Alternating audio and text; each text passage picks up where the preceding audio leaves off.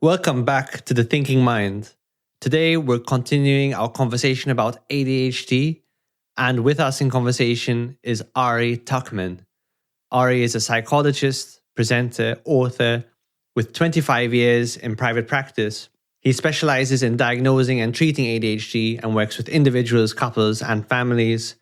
He's the author of 4 books on adult ADHD, regularly contributes to ADHD-related publications. His most recent book, published just 9 days ago, is all about ADHD and productivity. As a popular expert and advocate, Tuckman has been widely quoted in major media outlets such as the New York Times, Washington Post, Boston Globe, Men's Health, and now The Thinking Mind. Today we discuss Ari's overall approach to treating ADHD psychologically, why having ADHD makes productivity harder, why we should be productive and what are we even aiming for when we're trying to be more productive, the difference between playing to win versus playing to not lose, how someone can set the foundation for a more productive life, some mental frameworks and techniques people can use to improve procrastination. We discussed the ongoing controversy of ADHD in the media, including a couple of recent New York Times articles, some key red flag symptoms that are highly suggestive of ADHD, the potential use of medication for ADHD, and much more. This is The Thinking Mind, a podcast all about psychiatry, psychotherapy, and self-development. If you like it, plenty of ways you can support it. You can share it with a friend, give us a rating or a review wherever you watch or listen. If you'd like to support us further, do check out some of the links in the description. And now here's today's conversation with Ari Tuckman. Ari, thank you so much for joining me. Well, it is great to be here. I'm always more than happy to talk about this stuff. How did you come to specialize in ADHD? So the truth of it is I fell into it by accident. That when I came out of grad school in the late 90s, I was sort of like one does, right? Trying to figure out what am I doing out here? And at the time, ADHD in kids was sort of known, and there are clinicians who were treating it, but ADHD in adults was really pretty underserved. It might be weird to think of this today in 2025, but in the late 90s, people were really not thinking that much about ADHD in adults. Somehow you sort of grew out of it, was the thinking. And, the reality is if you're hyperactive, you tend to grow out of that, right? You become less obviously like, you're not running around the schoolyard like a kid does. But, the sort of inattentive symptoms still remain. And somehow, I don't know, somehow we were missing that. It's not, in hindsight, it's kind of not clear how that could be. But so adults with ADHD in particular were just this underserved population. It was just a really great fit for how I like to work and also on a personal level, who I've tended to hang out with in my life. Yeah. What fascinates you about ADHD? I have a saying that ADHD doesn't invent new problems. It just exacerbates the universal ones. So in other words, everybody gets distracted. Everybody procrastinates. We all misplace stuff. We all forget to do things, right? That's not unique, hardly. But folks with ADHD do it more often and in more sort of visible and problematic ways. And it's so in some ways, it's sort of like, we understand all people by studying certain subsets, if you know what I mean. And that the strategies that work well for folks with ADHD tend to work well for lots of people. But also it doesn't necessarily go back the other way. So just sort of standard, obvious things don't necessarily work as well for folks with ADHD, or at least not without some tweaks. So I don't know. It's just sort of interesting to think about how do we, I hope this doesn't sound too pretentious, but like, how do we optimize human potential? Like how do we do the best that we can do? Yeah. And obviously we're going to talk about productivity in a moment. I think your point about understanding all people through these lenses is a really good one. I felt the same way when I worked at a forensic unit. So I worked at a forensic unit specifically award for those classed with, quote, dangerous and severe personality disorder. So people who had committed quite serious crimes as a result of extreme antisocial, narcissistic, borderline personality. And I felt the same way. Through these extreme cases, you can learn a little bit about everyone's personality. Even though these are extreme cases, there's something that everyone can learn from. And obviously, if you're going to work with ADHD, you get to learn all about productivity, I suppose.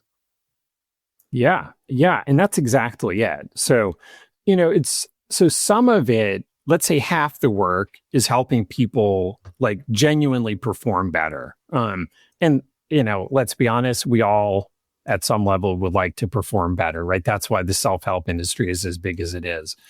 But the other half of it is it's sort of the acceptance side, in the sense that we all have things about ourselves that we wish were different. I wish I was a little more like this, or I wish I was a little more like that, or a little less like that. So, there's also that side of it, of like sort of the self-esteem side of how you feel okay about yourself as you are, and sort of recognize the limits of what you're able to do.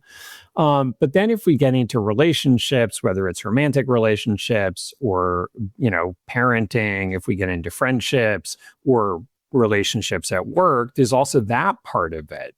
How do you sort of balance each person's needs? How do you advocate for what you want? And, sort of balance being assertive with kind of being generous and understanding. And there is a balance there. And I think it's often a dynamic balance. So ADHD really kind of brings all of this together. Yeah, I'm glad you mentioned self-esteem, because when I assess people for ADHD, self-esteem issues are so common. Like I see people will tell me, I see people doing things in a way that I just can't do, with an efficiency that I just don't seem to manage. And that just makes me feel bad about myself. And I spoke to Russ Ramsey recently, who connected me to you. And he talked about this, that similar to what you said, ADHD, treating it as this delicate balance of acceptance and change. And I think that's true for everyone to some degree. It's where do you accept? Yeah. Where do you change? Yeah. And that's exactly it. I mean, it's absolutely, if you're too accepting, then nothing gets better, and that is a problem. But also, if you push for change that somebody can't do, right, then that's a different problem, because it becomes another failure, another falling short. And, the issue with self-esteem and ADHD is that, unfortunately, that self-doubt, there's too much reality behind it, right? It's sort of like, so we'll say like anxiety and depression will lie to you, right? They tell you things are worse than they are. But when you have ADHD, you've had a million examples of times of, where you didn't do the thing that you should do. And you've had a million times where somebody else has been very happy to point out to you what you didn't do, right? So this thing of, what are the odds that I'm going to do the next thing, right? Like we all would like to think we would, but I don't know. I mean, if your track record suggests otherwise, you would be frankly a little bit foolish to say, sure, I think I got this. And, it sort of brings up, Russ Ramsey coined the term self-mistrust, which is sort of the idea of like, can I trust myself that I will do the things that I should do? Yeah, along those lines, I spoke to the author Ian Robertson last year. He wrote a book called The Winner Effect, which is a great book. And he also wrote a book about confidence. And he has an excellent definition of confidence, which is you're confident when you know you can do something and you will do something. So like you're confident that you can lose weight, for example, when you know, what's the diet strategy, what's the exercise strategy, and also that you can execute on that. So that being the case, if you have ADHD, of course, you're going to have, like you said, this list of evidence of things that you've had trouble with. So of course, that's going to knock your confidence in a very real way. And exactly. And I think what's important about confidence is it's sort of domain specific, in the sense of I mean, here it's like a silly example, but like, I'm really not good at matching colors and like, does this tie go with that shirt and whatever? So like, I'm not confident about that. But then other things like, I don't know, coming on a podcast, that I'm pretty confident about. Like I've done it a lot. I know I do well. I have zero anxiety about it. It's great. if my wife was out of town and I suddenly had a presentation where I had to wear a suit, right, I would be worried about that. So, but the thing with ADHD is it's not specific, right? It's not like, I don't know, like someone who's colorblind, right? And like they're bad at seeing colors, right? Specifically. With ADHD, this shows up across lots of things, including things that somebody is very good at. So even if we take like, I don't know, I don't have ADHD, but like if I did, showing up at this podcast, there would be the worry of, okay, so we're recording at 10. I hope I get everything set up on time. I hope I don't get distracted and, wind up showing up late, or worse, God forbid, put it at the wrong time, like screwed up the time difference calculation and have it at 11 when it should be at 10. And then you're wondering where I am, or, interrupting too much or forgetting or rambling answers, or right. So it's sort of like ADHD undermines one's confidence, even in things that one has good skills at. Yeah, and it's gonna impact your performance in the long term, if not the short term. Like if you have ADHD and you love playing guitar and you have loads of talent at playing guitar, that's great. That's gonna set you up really well.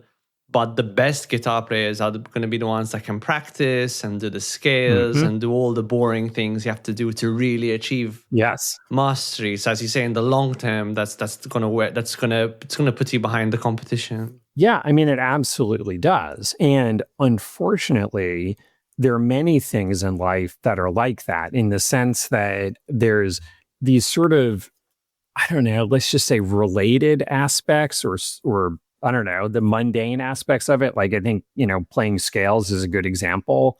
That it, if you mess up some of the sort of basics or the stuff surrounding it, so, forgetting you have a meeting, or forgetting, your boss said, oh, by the way, for this, proposal, it has to, something, and you leave that part out or you forget it.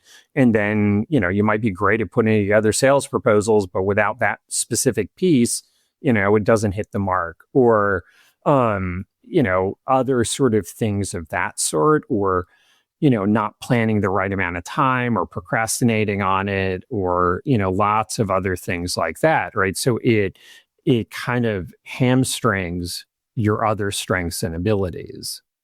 Yeah, and people often don't realize this when they're thinking of pursuing stuff. They'll look at the shiny object of it all. Like people will say, oh, I'd love to start a podcast because having the conversation sounds so great, or putting together an episode sounds so great. And it is really great. But what you're not seeing is all the tedium that lies underneath the researching, which is the best microphone to buy, or the editing, or to make sure the post-production is just right, or the hundreds of emails to set up interviews and scheduling them. So like, every successful endeavor, increasingly so in a modern context, I think, is this little sort of shiny object on top of really like a hill of tedium that you or the people you delegate to are like responsible for producing, really. And that is exactly it. I think it's a really good example because, the 1 hour of the fascinating, hopefully, discussion, right? Like that's the visible part, but there's all the less visible part, but the visible part doesn't happen, or doesn't happen well, without, all the work behind it. It's sort of like, I don't know, I'm one of the co-chairs of the annual conference here in the States. And, we spend an entire year planning 3 days. Like we don't show up and say, okay, so what rooms are we using?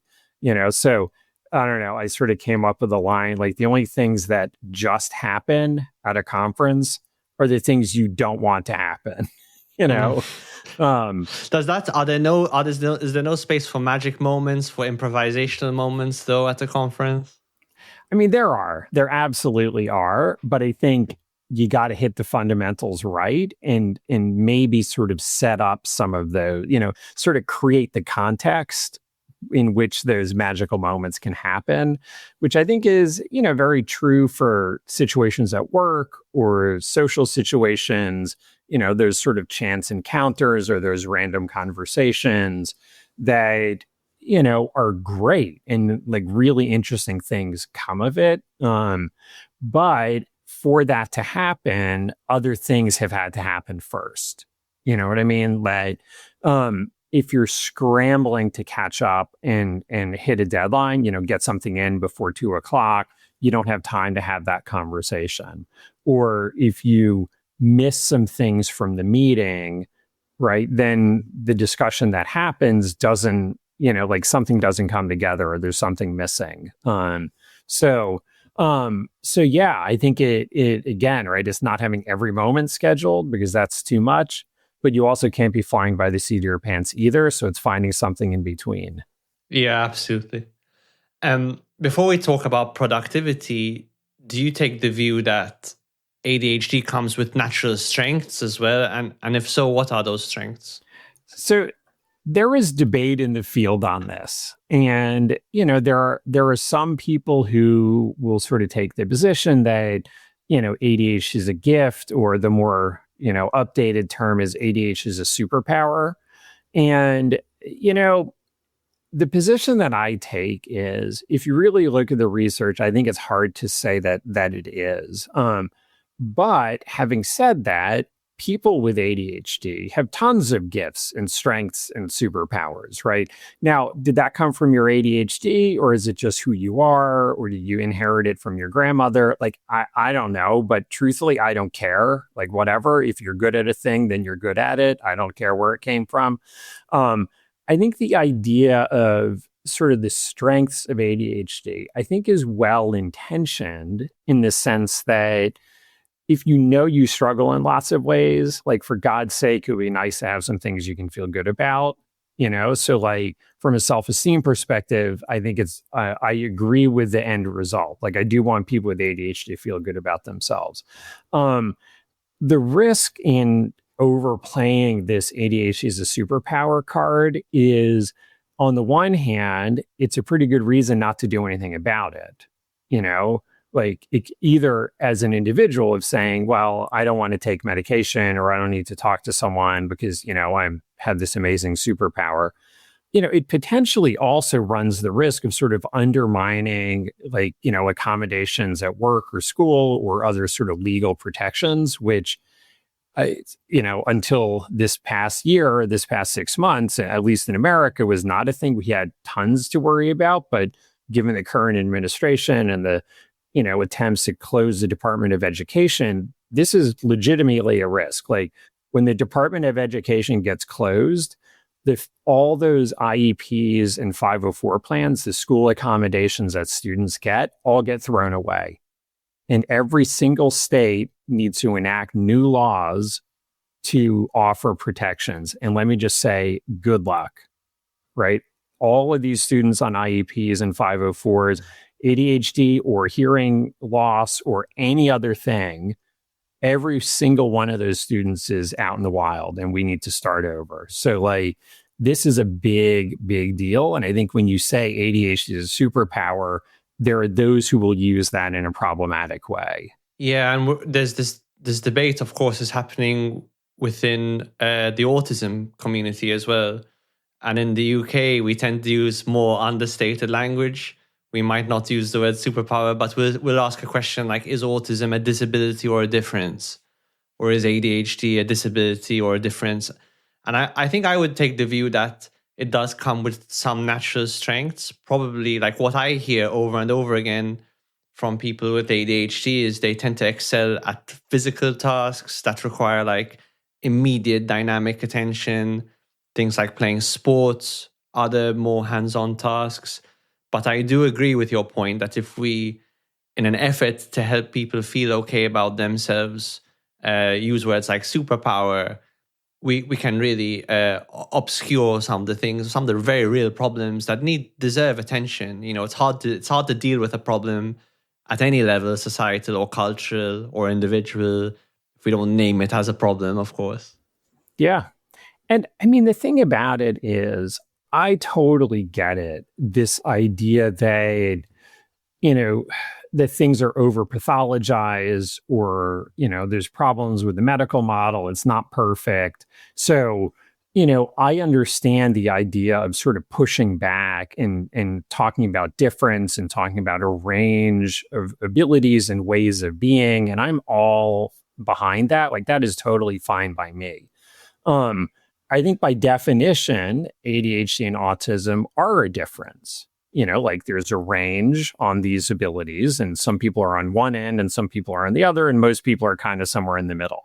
So, like, absolutely, it is a difference. I think where potentially it becomes a disability is, how do your abilities intersect with the demands placed upon you, and what are the outcomes?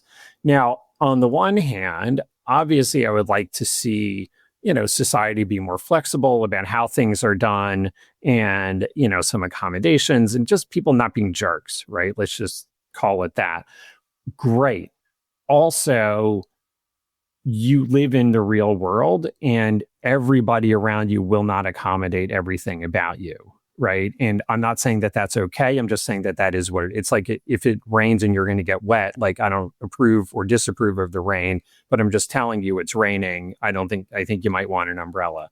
So the question then is, for you as a person in the world, what is your best path to happiness? And if you continue to sort of say the world needs to bend around me, sometimes, but also sometimes not, and you're going to be less happy with the outcome. I think there's also a concern, it's sort of this ADHD is a superpower, that positions tends to be taken by folks with privilege, right? If you're a white guy with a kind of high level job, and you have I'm going to be completely like traditional here, and you have a wife at home who's pretty on top of things, you get to do all the awesome, I'm creative and spontaneous part of ADHD. It's my superpower. But then everyone behind you is picking up the pieces. And if it happens to be on the milder side. Yeah, exactly. And you're smart and you're hardworking, and generally people like you. So you have other strengths as well, right? Like, you can lean into the whole superpower part because other people will make up the difference. But if you have less of that privilege, it's not a superpower, right? Because there aren't other people behind you to pick up the pieces. You don't have the financial resources to kind of make up the difference. You know what I mean? So then it is not a superpower. And I think that really the big point that this highlights is, it's always about context. How do your strengths and weaknesses match up to the demands being placed upon you in this moment? And I'm glad you brought that point up and made it so vivid, actually, because ADHD remains controversial a lot when it's discussed in public. Lots of big newspaper articles, which we'll talk about, coming out, lots of books being written. And they always tend to emphasize those kinds of cases which you just mentioned. I assess NHS patients here in the UK for ADHD, and it's not uncommon to see, single mom of 2 children, part-time job, struggling with financial issues with, moderate to severe ADHD on top of that. And then when you see cases like that, you realize, wow, the ADHD part is a really important piece of this puzzle, for example, in that it causes a lot of impulsive overspending, leading to debt, problems with personal organization, problems taking care of the kids. It's a really when ADHD is a big deal, it's a really big deal. I'm sure you agree. And it absolutely is. And I mean, the thing of it is, that single mom has no margin for error. The demands are very, very high, and she has to function at a high level to just keep her head above water. So ADHD or anything that knocks her down she will pay a heavy price for it. So, but the thing of it is that when you look at the research that has been done on sort of long-term outcomes in ADHD, now this is obviously going to be much more true of those who aren't managing it well in some variety of ways. But, ADHD is associated at the level of group averages, at least, with lots of outcomes that people don't want. Right. So things like unplanned pregnancies, less educational attainment, so they don't get through college or whatever, more divorces, lower lifetime earnings. There's even research that, shows the negative health effects. So things like higher blood pressure, higher blood cholesterol scores, ultimately a decrease in estimated life expectancy, that people with ADHD do not live as long as a result of the way their ADHD impacts various health maintenance habits. So if we care about things like obesity and diabetes and substance abuse and accidents, then we should care about ADHD, because if you don't treat the ADHD first, you're really not going to make a lot of progress on the others. Yeah, and that's what I see. As a psychiatrist, you'll often see people being attempted on various different kinds of treatments before they come for an ADHD assessment.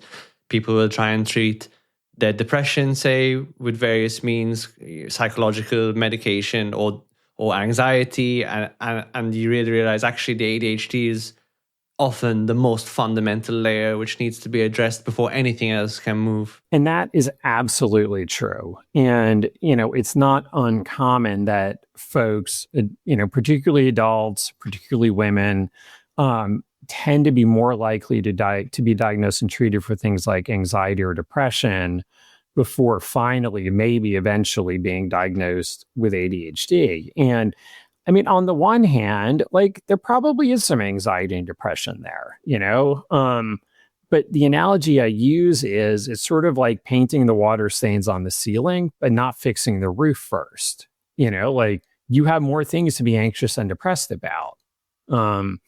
It's like that single mom that you mentioned, right? Is just, so I don't know if she shows up late to work and then, loses shifts as a result, right? They sort of dock her.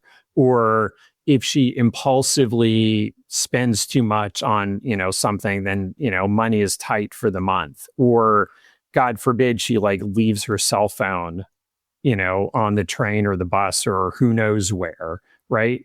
And doesn't have another, I don't know, whatever the hell a new cell phone costs these days, $1,000 or £1,000 or something. That's easy to beat yourself up about, right? Nobody's going to feel good about that.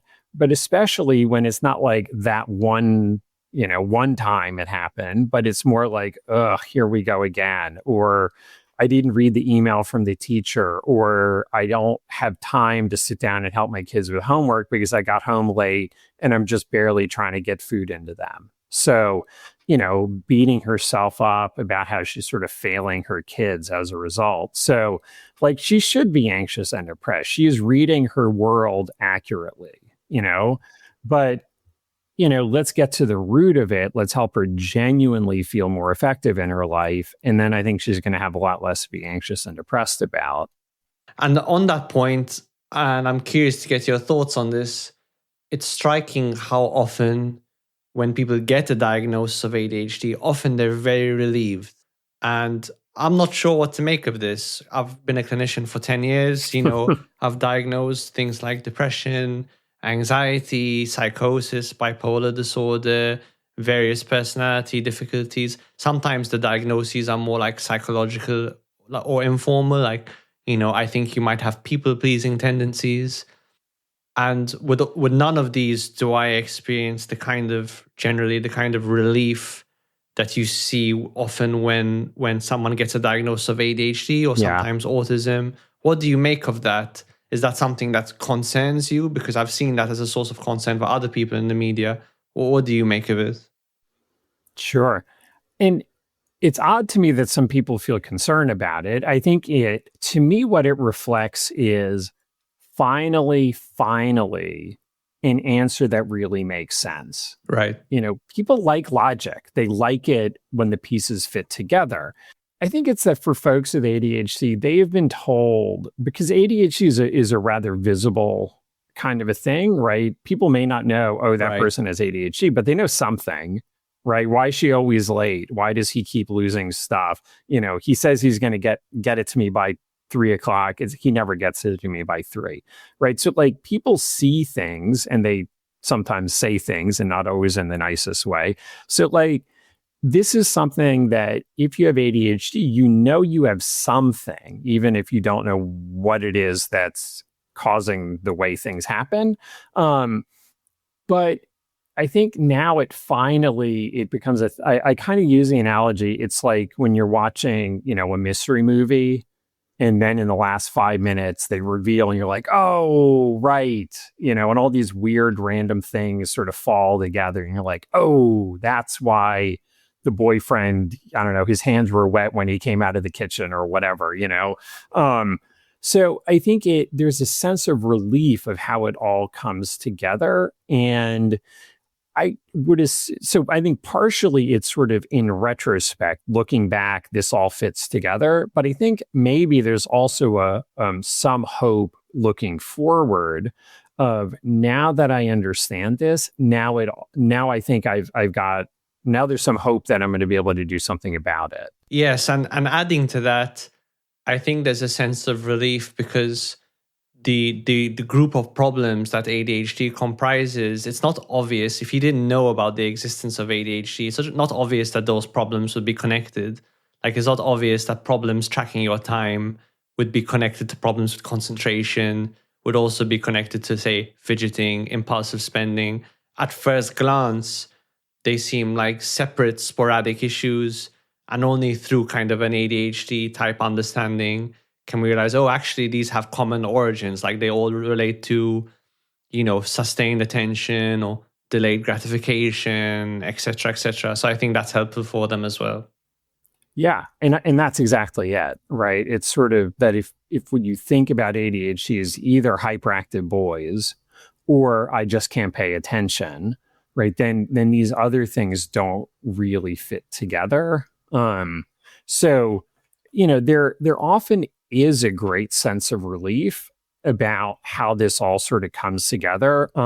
My fourth book I called ADHD After Dark, and then the subtitle is Better Sex Life, Better Relationship. And the sort of title ADHD After Dark, it had kind of two meanings, right? The one meaning is here in the States, when I was a kid, there used to be this thing, Cinemax After Dark. It was one of those paid TV things, and they had all these kind of like, smutty movies and whatever. So it was kind of a callback to that.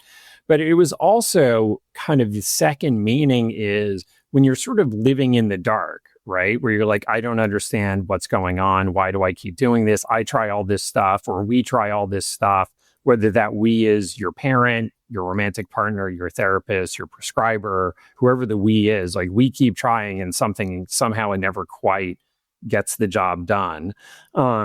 Once you get that diagnosis of ADHD and you sort of come into the light, so to speak, you can see much more clearly, right? And you understand what's getting in the way. And from there, you understand then what to do about it. On the note of diagnosing, I think a lot about, do we need to update our diagnostic criteria in any way? It doesn't seem to me like they've been significantly changed for a long time. And on that point, when you're assessing people for ADHD, are there any red flag symptoms or phrases or problems that you look out for that aren't in the diagnostic criteria, but which, in your view, wow, that's really typical of ADHD? I think the thing that I look at the most is a little more broadly, but like, how does, the times where this person kind of shoots themselves in the foot, right? So in other words, if a kid forgets to bring home his math homework and can't do it, and I guess has to play video games tonight, right? We might wonder about that, or if you forget to take out the trash often and then your partner is angry and has to do it themselves, I might be like, well, maybe this person just doesn't care about the trash, or maybe they're passive aggressive, or maybe they're just kind of a selfish jerk. I don't know, right? Like we could come up with other reasons. But when you, I don't know, lose your cell phone that you really love or your new sunglasses, right?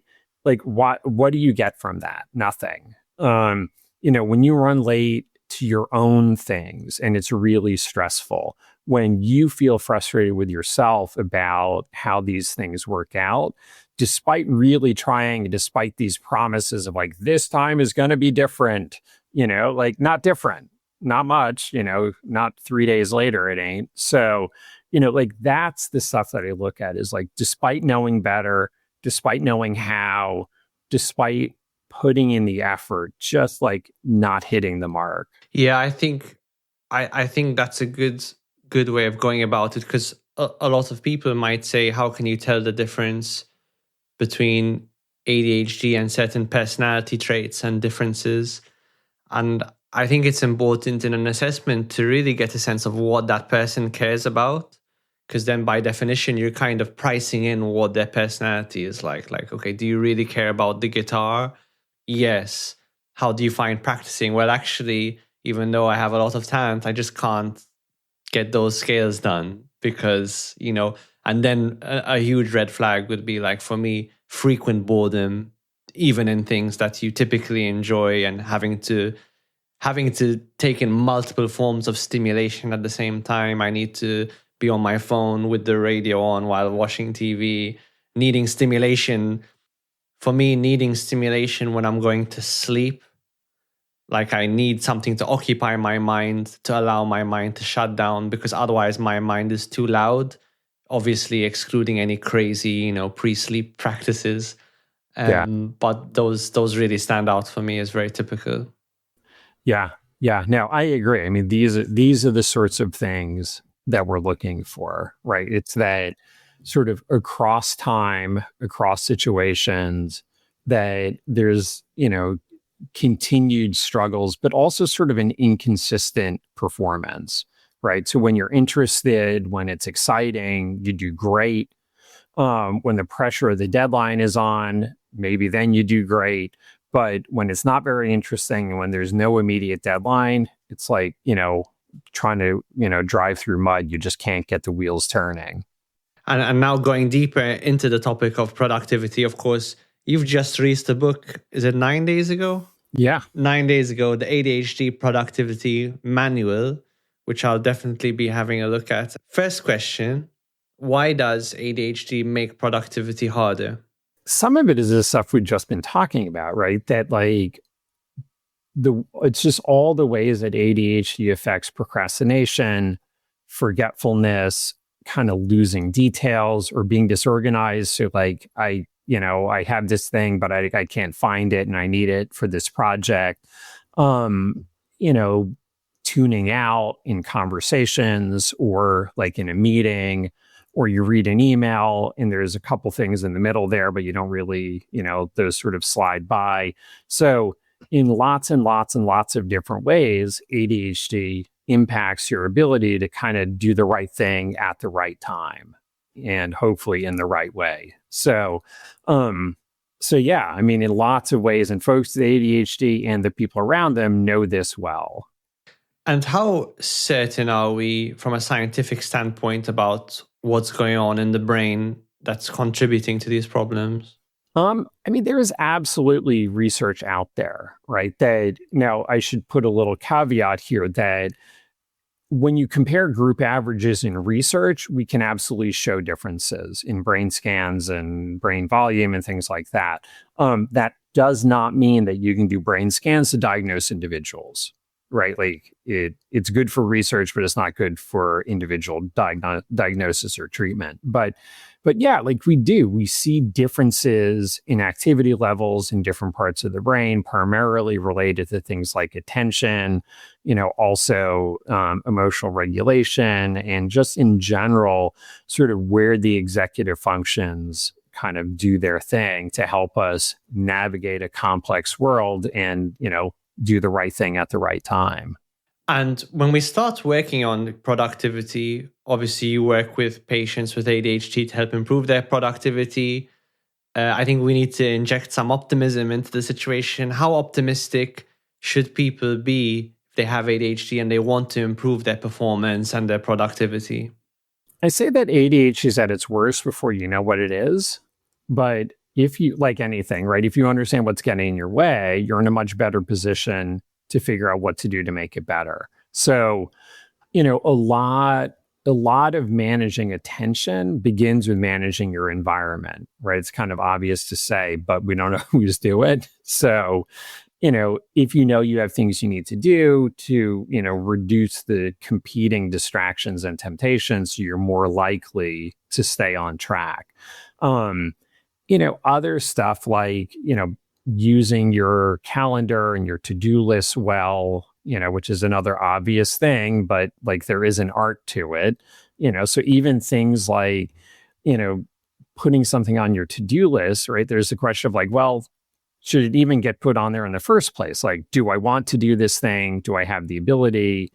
And do I have the ability, not just in theory, but also in reality? Like, do I actually have time to do this? Right. And this is a place where folks with ADHD get themselves into trouble, because someone will say like, hey, can you work on this thing and get it to me by Wednesday? And, like in the moment, they're like, well, let me think. Sure, I can do that. But if they really thought about like, well, wait a second, let me look at my schedule. Also, let's assume I put most of the things into my schedule.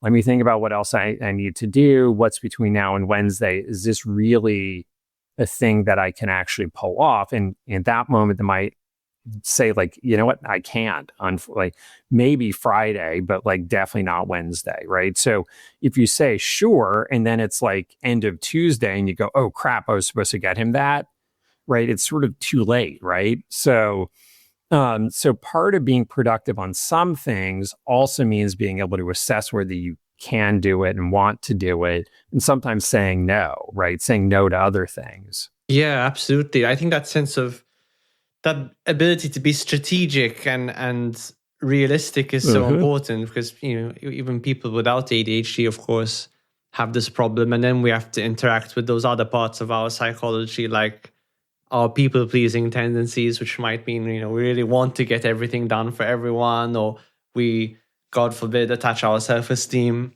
to our ability to perform and get things done. So I guess I'm sure every patient with ADHD, you're treating the ADHD, but also whatever other personality traits they have and what other sort of weaknesses they might have, predilections as well.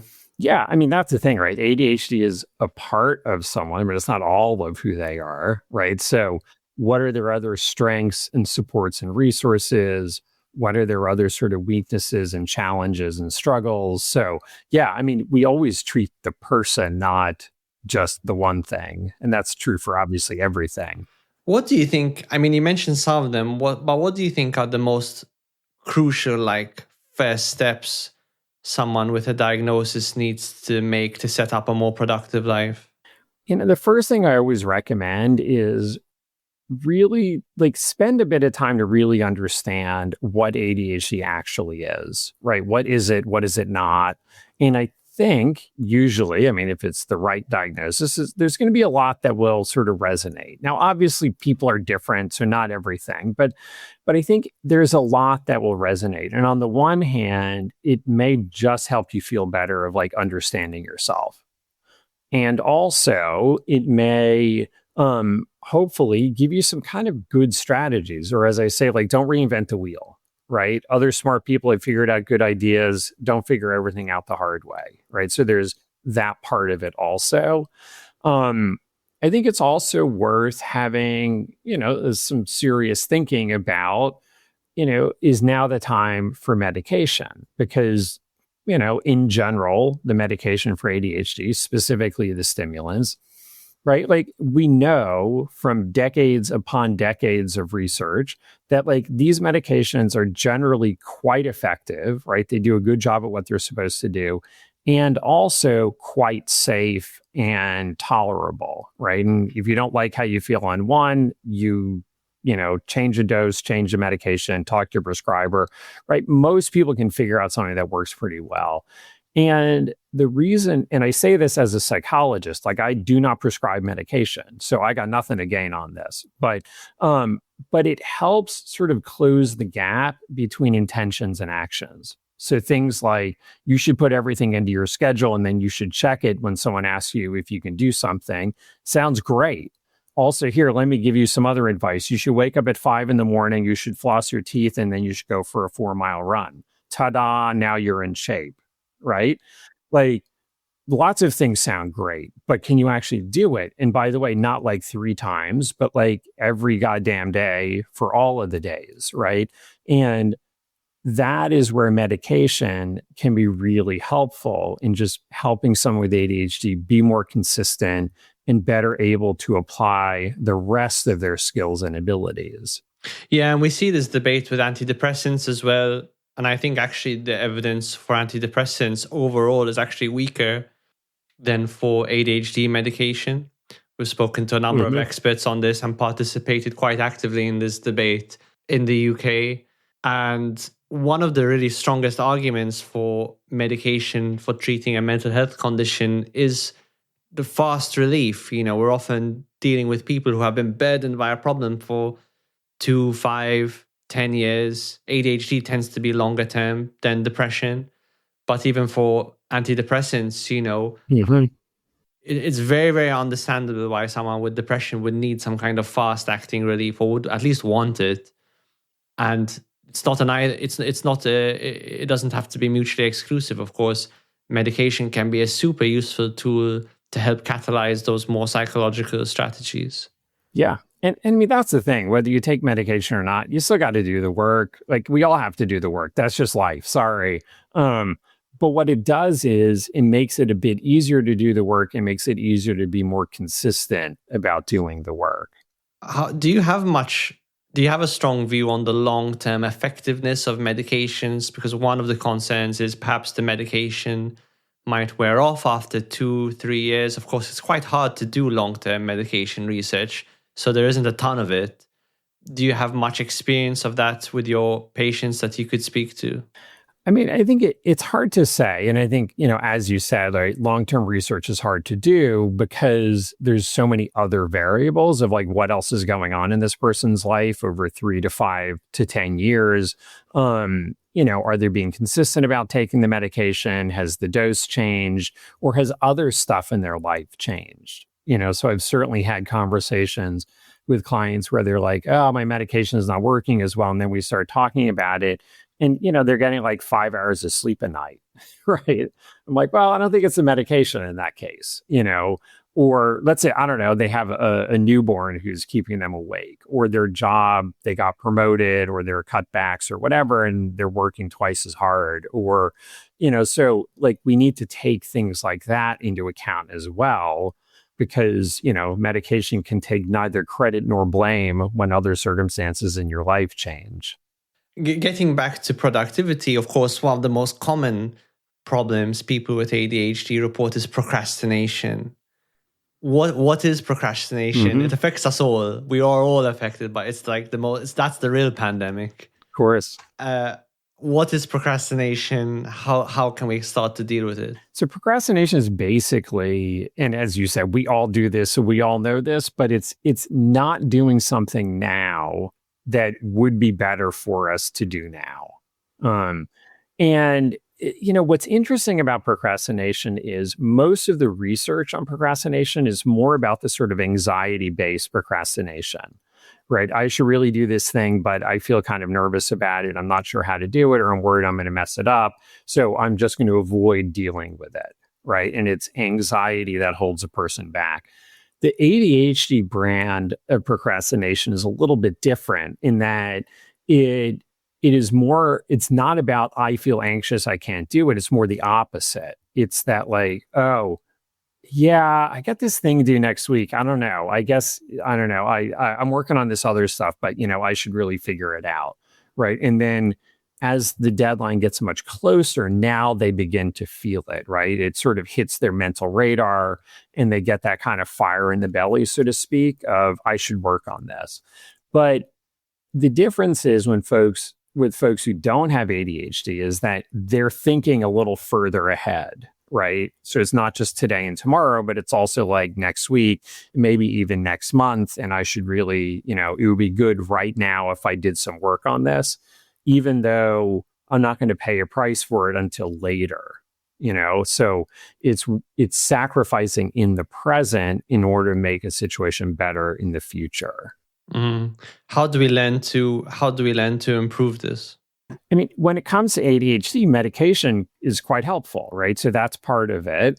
But I think otherwise, there's a whole bunch of strategies, and some of it is to try to, I kind of say, kill the competition, right? That if more interesting things are available, it's too tempting to choose them instead of the thing you should be doing. Whether that's, doing the reading in the second week of a college semester, even though the test isn't for 2 months, or I don't know, saving receipts now because I'm going to need them for taxes in 8 months, or, I should plan my summer vacation before it's actually summer, or I don't know, we're having people over this weekend on Saturday, but now it's only Monday. Do I really need to start thinking about this? Right? All that stuff. So it's getting rid of some other competition. Some of it is about maybe even being intentional about putting it into your schedule, kind of like an appointment with yourself, right? So every Tuesday is the time that I read my history stuff in my college semester. Or, at the end of the month, I gather up all my receipts so that I have them, because when it's time to do my taxes, I'm not going to remember, and I'm going to basically be donating money for things I can't deduct. So it's, some of it is that, but there's also kind of mental strategies of like, I kind of call it feeling the future. So thinking about how am I going to feel then? If I don't do anything about this now, how am I going to feel in that moment? Let's really like put myself into that situation. What is it like? I hate that stress, the scrambling, and I'm yelling at everyone, and I can't do the things I really want to do, and I wind up staying up late, and it all really sucks. Like I don't want to do that. I was just going to ask you about that. I was going to ask you if you ever use visualization techniques, and it kind of sounds like that's what you mean when you say feeling the future, because often people have problems with long-term goals or maybe uncharted territory psychologically because they don't have that emotional experience yet. So someone with ADHD might not feel the emotional urgency about a college assignment due in 3 months, but they can visualize it. And if they visualize it in a couple of minutes, they can give themselves 2 emotional experiences. The emotional experience of what it will feel like to hand it in properly and get a really good grade. And then the opposite, the experience of having to do it last minute. And so is that kind of the format it takes, something like a visualization? That's exactly it. And I think it's also a thing of like, if we use this example of like going to the library to study, I mean, it could be any example, but is to sort of build it onto an existing transition. So when I leave class and then I go and get lunch, after lunch, I then go to the library versus I'm going to go back to my room, I'm going to do some stuff, and then I'm going to study. Much less likely, so kind of building in some of those habits and systems. So just it takes less force of will to do the things you need to do. I can see, looking at the outline of your productivity book, you also make room for kind of what is it all for? Yeah, productivity is the engine that gets us places, but it sounds like in the book you also discuss overarching goals and meanings and why are we doing all of this? And along these lines, I've been thinking about the dichotomy of playing to win versus playing to not lose. And I think this is applicable to everyone. I think a lot of people, a lot of the time, are playing to not lose. They're doing something because they feel they have to. It's an obligation. I'm just trying to not fail out of school, as opposed to I'm really trying to excel at this course. I wonder if there's room for helping people with ADHD to really play to win, because if ADHD has motivational problems, winning just seems so much more motivating than not losing. Yes. I haven't used this language, but it's exactly what I talk about in the book. And it's exactly what I sort of preach, is that if you're not managing your ADHD well, or whatever in your life, then too much of your energy is just about kind of surviving the day or dodging the bullet, right? I don't want my boss to ask me about this in the meeting because I'm not really where I need to be. And that kind of sucks, right? It's not inspiring. It's not motivating, versus working towards something that really matters to you, right? Like, I want to feel effective at work. I want to walk into a meeting, head held high, and to know if my boss says anything, I got it. Or if my boss is being a jerk, I'm not going to take it personally, because like, I know I'm where I need to be. This is about them being a jerk, not about me, right? So like, that really, really is the goal. And even in terms of a book on productivity, as much as one might think I would be all rah, productivity, all about it, it's all, be more productive at all costs. It's not. It's really about productivity in service of living a good life. What is a good life? What's good enough? What do you work hard at and try to change? What do you sort of accept? And you're just like, look, this is who I am. This is okay. Exactly. If you want to play to win, you have to ask yourself the question, what is winning for you? which is going to be very different from winning to, for your partner, for your friend. What bothers me again, kind of about the culture, is we just don't ask this question of ourselves enough. Like, what is actually a win for me, as opposed to what I'm told a win is through TikTok or a movie, or what my parents tell me a win is. Well, it's also what a win is going to evolve with your life stages, right? So before you have kids, it looks like one way, or in this job, it looks in one way, but in the next job, it looks like something else. Or, as your circumstances change, your priorities probably are going to shift a bit as well. And that's how it should be, right? So sometimes we say, this is a goal for me, but not right now because these other things are a goal. But maybe if things change, then that is going to go up the list. Before we run out of time, I wanted to discuss a couple of New York Times articles that I've read about ADHD. Seemingly, it's a bit strange, both written by the same person, Paul Tuff, released on the same day. I'm not sure if this is correct, but that's what I found. One of them, have we been thinking about ADHD all wrong? And the second one, 5 key takeaways from new research about ADHD. They're both, suggesting perhaps new ways, modifications to the ways we have been thinking about ADHD. Have you read these articles? Do you have strong thoughts on them? I have read them, and I do, as many of my colleagues do, I do have strong thoughts. The thing it is, I have to admit, like, New York Times, I have the utmost respect for. I don't know what happened on this article. I don't understand how this got by, because all of this, like, quote, new stuff, this new thinking, it's all old thinking. Like, this is decades old. He's parroting the old Scientology, anti-psychiatry, anti-medication nonsense from like 30 years ago. And the thing about it is, the first article is a big article. It was in New York Times Magazine. It takes like 12 minutes to read. So here's the thing. This guy absolutely did his research, right? It wasn't a 200-word blog post that he just whipped something up, right? He absolutely did his research. And yet he said many things wrong. And he said some things in a very suggestive way and intentionally omitted other context information that would change the interpretation of what he said. So all of this, to me, says, I think indisputably, he had an agenda and he very much wrote to that agenda. He did not come in a neutral way of like, let's see if there's something here, right? So there was very, very clearly an agenda to undermine the validity of the diagnosis, to say that it's being overdiagnosed, to say that medication is being overprescribed. And also, by the way, we don't really understand whether medication is safe or effective. And all of that is completely untrue, right? Like, there's a lot of things sort of that he said that are just either patently false or just clearly misleading. Like, there was an intention to mislead in the way that things are said. And you may not really have an answer to this, but do you have any intuition as to what the agenda is, or the motivation is to sort of undermine the validity of ADHD in this way? Yeah. And that is exactly it. It is undermining the diagnosis, the treatment, and I don't know what to offer instead, but it's, not helpful. Yeah. I feel similarly. There's a book that just came out by Suzanne O'Sullivan, who we've actually had on the podcast, and we invited her back, and we're awaiting a response. And it's called The Age of Diagnosis, and it covers many things, including ADHD.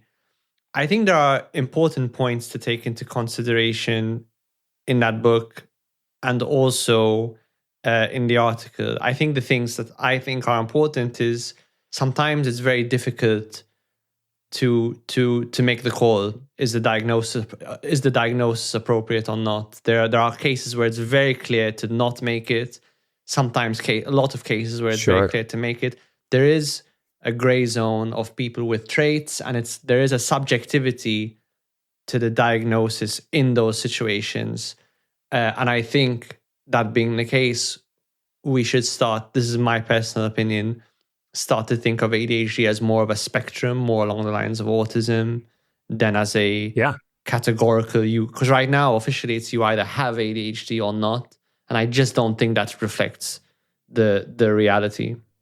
And it's absolutely, I mean, it is 100% a spectrum, but so is anxiety, and so is depression, and so is blood pressure, and so is lots of things. So like in the real world, it occurs on a spectrum. But in terms of how we make a diagnosis and how we treat it, we kind of need to say, yes, you have it, or no, you don't, if we're going to do things like, it seems like medication is warranted. But like, you know, it's kind of, again, it's the same thing as high blood pressure, right? What we know from the research is above a certain level, blood pressure becomes dangerous to one's health. And that's a point where we say, okay, diet and health changes are not enough. Maybe we need to consider medication. So like blood pressure is 100% on a spectrum, and yet we still diagnose it and treat it and research it. And, you know, so I don't have a problem with that. The second point that I do like to mention to patients, I do like to tell them that, you know, right now we don't have a biomarker like a brain scan or a genetics test or a blood test that we can do to confirm or disconfirm ADHD, just because I think like often the way patients describe it, they say, you know, I'm getting tested. Whereas actually it's not a test exactly. I mean, they do some standardized scales and it's a clinical interview. I think we should be transparent with patients about the lack of biomarkers, so they're aware. I think it's an important thing to be aware of in mental health in general. Yeah. And then maybe the last thing that I took away is I also think we should be transparent about the uncertainty of the effectiveness of medication over the long term, like beyond 2 years, 3 years. Plenty of evidence to show medication is effective within a 2-3 year time frame, but beyond there is more uncertainty. So those are things that I think those are points worth making. Yeah, but the uncertainty, it's not that research shows that it is not effective, is very different from saying we don't really have good research that shows either way, right? But here's the thing, whatever the research on group averages shows, as an individual, we always treat the individual, right? So for you in this moment in your life, how are you doing? What's going on? Do we need to make changes? Do we stay the course? And there's also plenty of things an individual can do, like, for example, take breaks from medication. Like they might take medication for a couple of years, take a couple of years off, and then come back to it, and that could help. They might take a break when things are actually going more easily in their life, and then use medication perhaps for periods which are more stressful. So there's all sorts of things which can be applied to the individual situation that can help. It's very strange how when diagnoses and medications come into the picture, there's all sorts of, like, it inspires a lot of moral conviction and a lot of moral reactions. And I don't know why it happens to be happening with ADHD now more than with other things. Perhaps that's just because, you know, ADHD is being talked about more. I'm not sure if you have any strong opinions on this. Yeah, but it is true. People have strong opinions, but strong opinions doesn't make it true. I could look out my window and say, I 100% believe the earth is flat because when I look out, it's flat. It doesn't make it flat, no matter how strongly I feel that, and no matter how much my eyes tell me that, right? So like having an opinion is nice, but the world is what it is. Facts are what they are, and science tells us what science tells us. So, you know, let's not confuse this. And I think that's a good analogy, because the people talking about these opinions usually aren't clinicians who have worked with ADHD much. Generally, if you've worked with ADHD much, you're like, yeah, I see the same picture clinically over and over and over again. And wow, do these problems need some focus and some treatment? Other problems priced in. It's a really important population of people to treat. We're out of time. Ari, thank you so much. It's been wonderful to speak to you. Thank you for coming on. My pleasure. This was great. Always happy to talk about this stuff.